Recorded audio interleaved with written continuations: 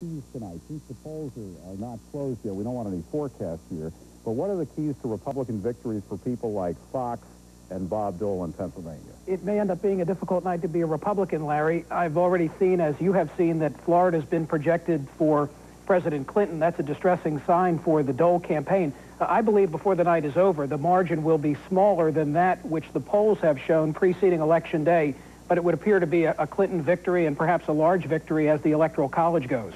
Karen Ritter, the row offices are up tonight in the Commonwealth of Pennsylvania. For any surprises in terms of suburban Republicans and where they're going tonight?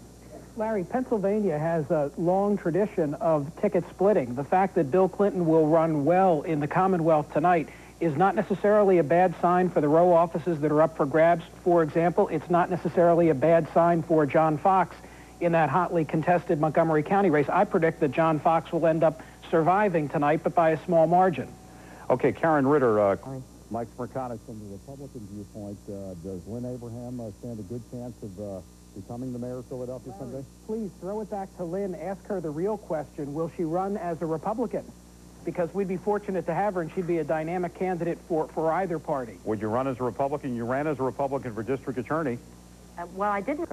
Listen, I think we'd be fortunate to have her, Larry, and I would hope that she'd come over. Lynn Abraham is the ideal type of a candidate in the city of Philadelphia because extremism doesn't work, and she's in the middle. Thank you, Mike. And we got a hot race going on in New Jersey tonight. Torricelli-Zimmer. Right now at Torricelli. Didn't say no. Mike Smerconish, what do you think about that matchup? I think it's a repeat of the Lynn Yackel-Arlen Specter election, and we know how that one turned out, Larry.